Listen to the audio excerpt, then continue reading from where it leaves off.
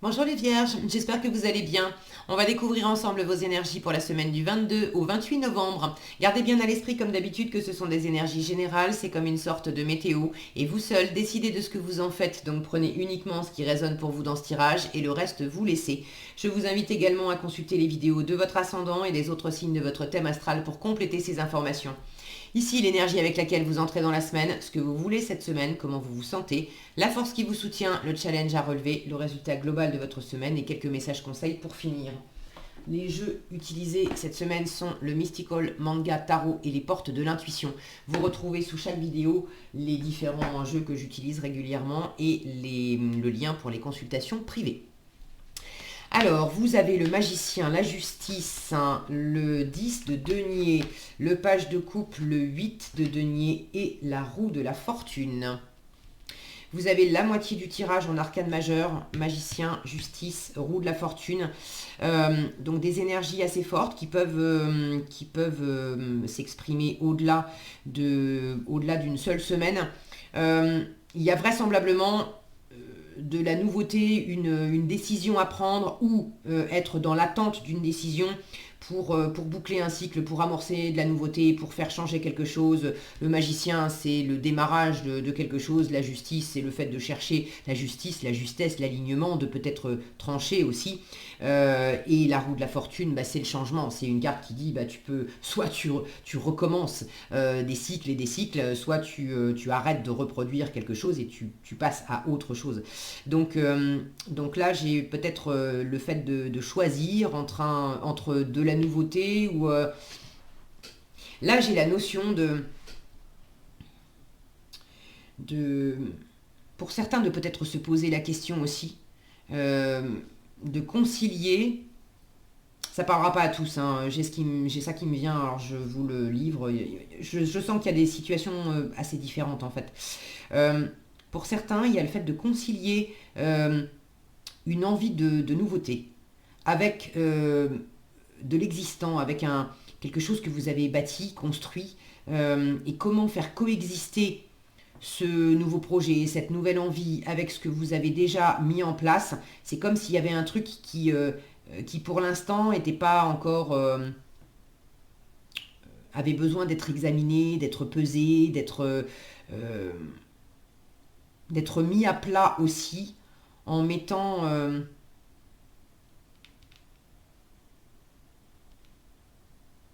j'allais dire en mettant les émotions de côté. Or,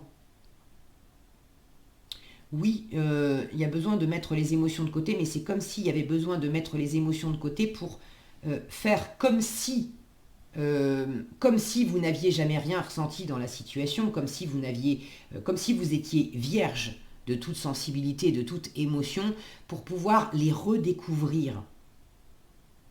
Je ne sais pas si c'est clair, ça ne parlera pas à tous, mais j'ai une sensation là, la justice, elle a les yeux bandés. Euh, j'ai l'impression que vous voulez à la fois vous détacher d'une forme d'émotion, de ressenti qui appartient au passé, quelque chose que vous avez bâti, construit, où il y avait forcément beaucoup d'abondance aussi émotionnelle, on a partagé des choses, etc. Et là, c'est comme si je vous sentais avoir besoin de vous détacher de toutes ces émotions, de toute cette sensibilité, de tout ce que vous avez pu ressentir, euh, pour laisser la porte ouverte à ressentir soit différemment, soit ailleurs, soit dans la même situation, euh, mais redécouvrir des émotions, redécouvrir des sensations. Symboliquement, par exemple, vous êtes marié depuis 20 ans, 30 ans avec quelqu'un, et il y a quelque chose de nouveau qui arrive, qui fait que ça vous donne aussi l'occasion de peut-être de retomber amoureux, de redécouvrir ce que vous avez pu ressentir dans les premiers moments, il y a 20 ans, il y a 30 ans, quand vous vous êtes rencontrés. Bon, voyez comment ça résonne pour vous, j'ai ça qui me vient, donc ça doit sans doute être entendu un message pour certains, certaines d'entre vous. Allez, on y va. Vous entrez dans la semaine avec cette énergie de magicien, donc une envie de nouveauté. Vous êtes en train d'amorcer quelque chose de nouveau. Qu'est-ce que vous avez sur le feu? Ça, vous le savez mieux que moi. Ça peut être quelque chose de très concret, ça peut être en vous, être animé par une nouvelle version de vous-même, par un nouveau comportement, par un nouveau dynamisme, par une nouvelle confiance aussi. Le magicien, c'est quand même une carte qui dit à tout ce qu'il faut en toi pour être le créateur de ta vie, la créatrice de ta vie. Donc là, vous êtes en train de créer ou de recréer quelque chose qui vous convient bien. Quand je dis quelque chose qui vous convient bien, c'est couplé à votre envie là. Vous avez envie d'alignement, vous avez envie de justice, de justesse, vous avez envie de quelque chose qui soit harmonieux, équilibré pour vous, entre vous et votre environnement. Parce que vous n'avez pas envie de faire ça tout seul. Donc soit vous avez envie de bâtir quelque chose qui implique d'autres personnes. Votre état d'esprit est au 10 de denier. Vous avez envie d'abondance matérielle. Vous avez envie de partager aussi. C'est la famille, le 10 de denier. On ne fait pas tout seul. Alors c'est aussi le patrimoine, c'est l'immobilier. C'est pour certains, littéralement, vous êtes en train de vous lancer dans l'achat d'une maison. Ou dans la construction d'une maison. Pour d'autres, vous êtes en train de vous lancer dans la construction d'une vie de couple. Vous avez envie de bâtir du solide, du durable. Ça peut être décider de vivre sous le même toit. Ça peut être décider de faire un enfant. Ça peut être aussi décider de se lancer ensemble avec la personne avec qui vous vivez depuis déjà un moment, de se lancer ensemble, à travailler ensemble. Mais là, j'ai une notion vraiment de bâtir, de construire. À la fois, vous avez envie de préserver une solidité, une sécurité, une abondance que vous avez déjà. Donc, vous ne voulez pas perdre un équilibre que vous avez déjà. Vous voulez maintenir cet équilibre. Et en même temps, vous voulez initier de la nouveauté. Alors, est-ce que c'est au sein de ce que vous avez déjà bâti ou est-ce que vous voulez boucler quelque chose, peut-être prendre la décision de vendre votre maison actuelle pour en acheter une nouvelle, par exemple. Il y a cette notion-là de roue qui tourne, de laisser quelque chose derrière soi pour aborder autre chose. Quoi qu'il en soit, est-ce que c'est du renouveau dans une situation existante ou est-ce que c'est vraiment de la nouveauté qui demande à laisser partir quelque chose d'autre? Vous voulez de l'alignement, vous voulez de l'équilibre.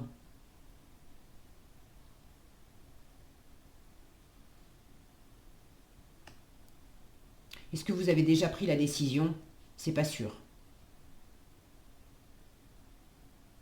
Moi, j'ai plus la sensation que il y a une envie là qui vous anime. Vous avez possiblement déjà commencé à poser. C'est marrant, j'ai l'impression que c'est comme si vous aviez commencé à poser dans la matière peut-être certaines actions, tout en n'ayant pas officiellement, je dis officiellement, pris la décision. Mais finalement, au fond de vous, il y a quand même une part de vous qui dit bon, je sens bien que je suis attiré par telle option. Alors même si c'est pas officiel, même si je l'ai pas dit, même si je l'ai pas, comme si vous vous étiez réservé la possibilité de faire marche arrière. À partir du moment où je l'ai pas dit, c'est pas encore signé, c'est pas. Je sens ce fameux délai de rétractation. Vous savez, quand on achète quelque chose, on a un temps de rétractation légal pour changer d'avis et se sortir de la vente. Donc, comme si vous vous étiez laissé un délai de rétractation. Alors, vous attendez aussi peut-être le résultat d'une forme d'autorité. Est-ce que c'est une décision de justice? Est-ce que c'est simplement vous avez demandé une augmentation et puis vous attendez la réponse de votre chef? Est-ce que vous attendez un tampon sur un passeport ou sur un papier venant d'une administration pour pouvoir passer à une étape supérieure dans ce que vous êtes en train d'entreprendre? Mais vous avez envie,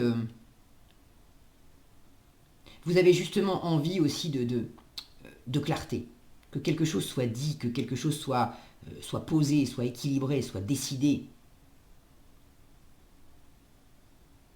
Vous avez envie de ne pas vous tromper. Je retrouve à nouveau cette sensation de je veux mettre les émotions et les envies de côté pour être sûr que c'est bien clair, bien posé dans ma tête, que l'analyse est bonne.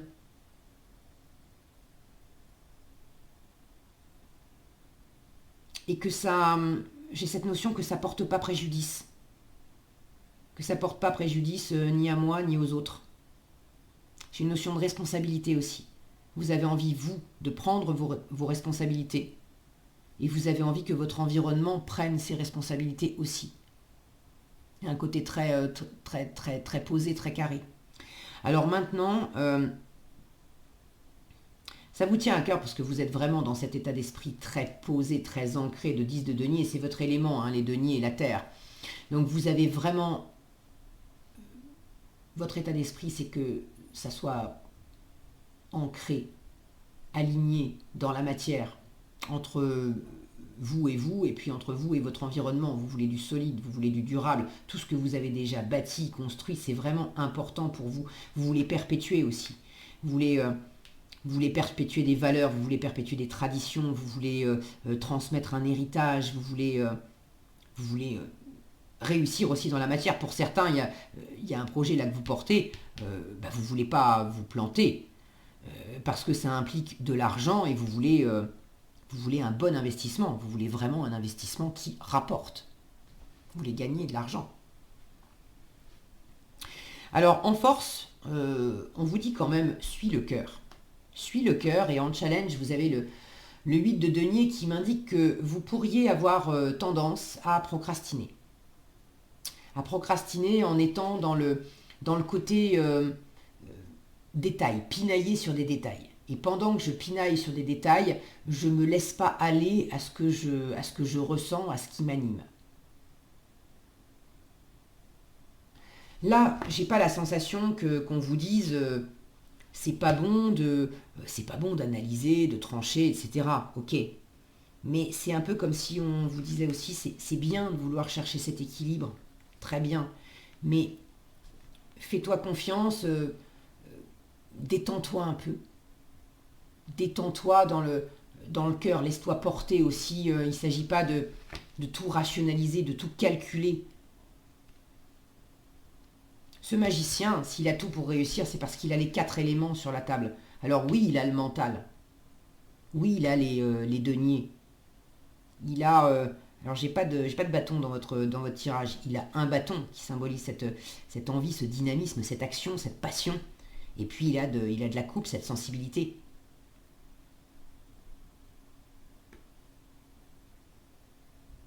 Là, j'ai l'impression que justement, il n'y a pas de bâton dans votre tirage. Le côté dynamisme de poser une action, c'est... ça ne veut pas dire que vous n'allez rien faire de la semaine.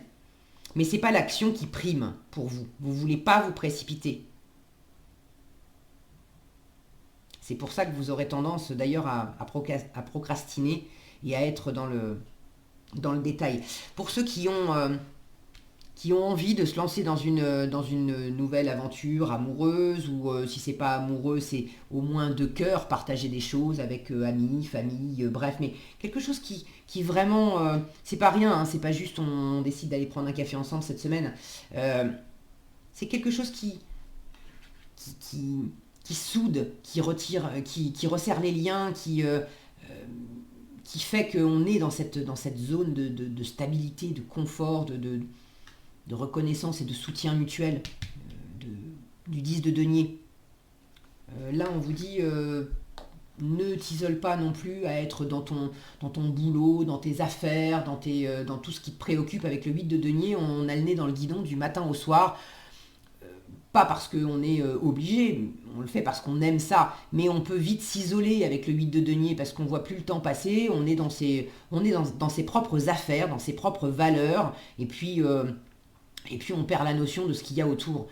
Donc pour ceux qui ont quelque chose de plus émotionnel à partager aussi avec l'entourage, on vous dit, calculer c'est bien, tu veux pas faire n'importe quoi, il y a des enjeux pour toi, très bien, mais n'oublie pas aussi le cœur, n'oublie pas ton environnement, n'oublie pas, surtout si tu es symboliquement, ça va être par exemple le fait de vouloir construire une maison pour, pour vivre avec votre partenaire et puis bâtir une vie, avoir des enfants, etc.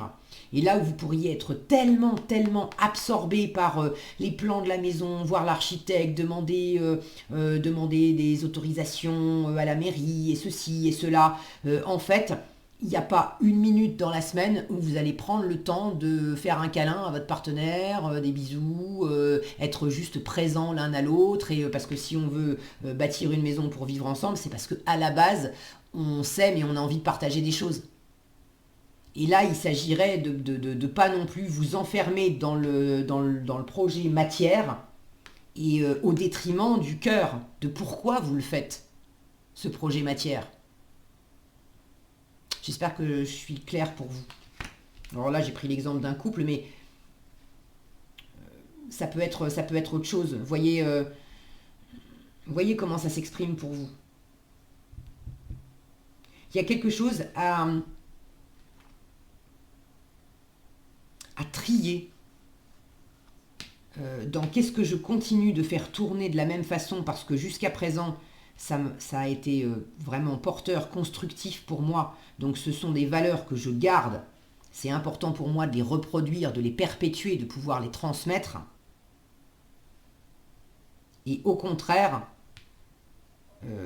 sur quoi je dois trancher, qu'est-ce que je dois laisser aussi pour initier de la nouveauté, pour faire de la place à de la nouveauté. Parce que là, il y a des schémas ou des choses que je n'ai plus envie justement de reproduire parce que ça m'enferme. Alors en résultat, avec la roue de la fortune, j'ai quand même du dynamisme, j'ai quand même du mouvement. Donc pour ceux qui attendent que quelque chose se décide, que quelque chose s'enclenche, est-ce que la décision est rendue? Je ne sais pas, mais pour moi, dans la matière, il y a quand même quelque chose qui bouge. Je vous disais, ça peut être ce fameux délai de rétractation là que vous vous octroyez. Peut-être que vous allez prendre la décision qui demande à être prise ou recevoir la décision que vous attendez. En tout cas, c'est comme si on vous disait là, dans l'absolu, tu n'en as pas vraiment besoin. C'est bien de décider, d'équilibrer, de chercher cet alignement, les responsabilités, tout ça. C'est très bien. Mais dans l'absolu, tout seul, te focalise pas non plus que là-dessus. C'est un équilibre entre tout ça, en fait. C'est un équilibre entre l'épée, les mentales communications, la coupe, le ressenti, l'émotionnel, le bâton, le dynamisme, la motivation, et puis les deniers, les valeurs et les ressources matérielles. C'est un équilibre entre tout ça qu'il faut trouver. Donc attention à ne pas être trop dans la matière, trop dans le faire, trop focalisé sur vos petites affaires, à vous couper du cœur. Attention aussi à ne pas trop procrastiner aussi dans ce que vous êtes en train d'entreprendre. Et justement, c'est en suivant l'élan de cœur que ça va vous donner, ça va vous détendre et ça va vous permettre d'aller de l'avant et de faire, de laisser du mouvement s'opérer.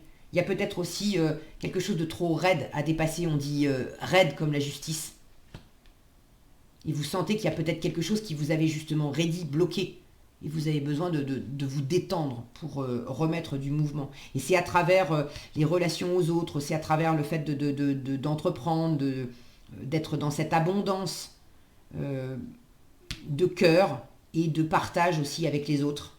De vous appuyer sur peut-être une forme d'héritage familial, mais un héritage familial qui est vraiment porteur, hein, pas qui vous limite, qui est porteur, que là, il y a une forme de mouvement qui se remet en place. Bon, vous me direz dans les commentaires, hein, il y a des fois, je sens des choses, je sais pas d'où ça sort, enfin si, ça sort des cartes, mais pas que. Je sens bien que ça s'adresse à certaines personnes et pas à toutes. Donc, je suis toujours ravie de vous lire, c'est intéressant d'avoir vos retours pour savoir comment ça s'exprimait plus spécifiquement pour vous. Alors, vous avez en conseil la méditation et le miroir. C'est marrant parce qu'au premier abord, moi, c'est les images tout de suite qui me parlent. J'ai ce lotus et puis cette rose, ces fleurs. Là, j'ai quelque chose qui s'ouvre, qui s'épanouit. Et je retrouve cette même notion là de lâcher quelque chose qui est un peu trop raide, un peu trop rigoureux, de laisser la place au cœur. Une page de coupe, c'est quelque chose qui s'épanouit, c'est un démarrage aussi. Alors, la méditation, on vous dit détachez-vous de vos préoccupations habituelles nourries par votre ego. La justice, le fait d'aller au-delà de trop d'ego, de trop de mental, de trop de préoccupations. Et le miroir, votre vie est un miroir formidable qui vous montre là où vous en êtes. Donc dans le concret, dans ce que vous vivez, il y a aussi cette possibilité justement d'observer, pas pour juger, pas pour trancher, pas pour être trop raide, mais de lever ce bandeau là des yeux pour observer qu'est-ce que je vis, qu'est-ce que je sens. Parce que du coup, ça me donne des indications sur là où j'en suis intérieurement. Et c'est peut-être plus facile, j'ai cette notion d'eau là, il y a quelque chose qui est plus fluide pour que ça s'ouvre, pour que ça aille de l'avant. Faites-vous confiance les vierges, ok? Et suivez votre cœur, détendez-vous. Voilà ce que j'avais pour vous cette semaine. J'espère que cette vidéo vous sera utile. Si elle vous a plu, je vous invite à la liker, la partager, la commenter. Et pour être averti quand je publie de nouvelles vidéos, il suffit de vous abonner et d'activer la cloche des notifications. Prenez bien soin de vous, passez une excellente semaine et je vous dis à bientôt dans un prochain tirage.